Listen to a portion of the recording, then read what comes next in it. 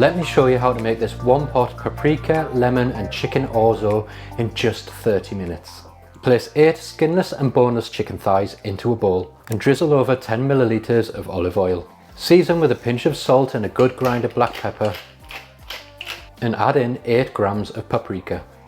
Next, grate in 2 cloves of garlic using a microplane, or you can crush them in using a garlic crusher.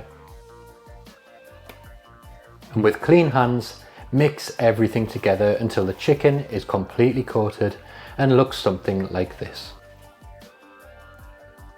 Place it to one side while we finish off the prep. Take 1 small brown onion, top and tail it and cut it in half.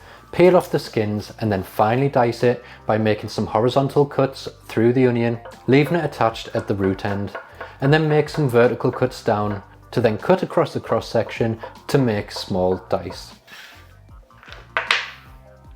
Then take 2 more cloves of garlic and finely grate them on a microplane, or you could put them through a garlic crusher or finely dice them. Now that the prep's done, we'll move on to the cooking. Place a large saute pan over a medium-high heat. Once it's hot, lay in the chicken. Sear for around 2 minutes on each side or until golden. Remove them from the pan and place them onto a plate. Then turn the heat to low and add in the diced onion, followed by a small pinch of salt. The salt helps to draw out the moisture in the onions so they don't burn too quickly and they soften down nicely. Once you've softened them for 3 to 4 minutes, add in the grated garlic. Break it up using a wooden spoon and cook that out for 1 more minute. Next, add in 300 grams of orzo pasta. Give it a good stir to make sure it's completely coated in the onion, garlic, any of the remaining oil and the spices, and then pour in 800 milliliters of chicken stock.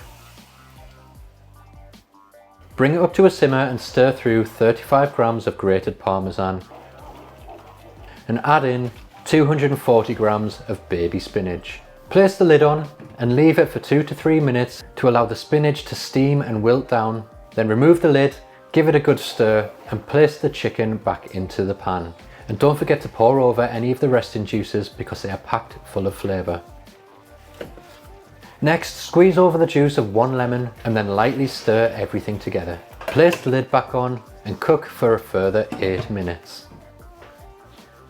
At this stage, check the pasta. If it's cooked to your liking, you can remove it from the heat now, or if you want it a bit softer, cook it for a further 2 to 3 minutes. Remove it from the heat and it's ready to serve.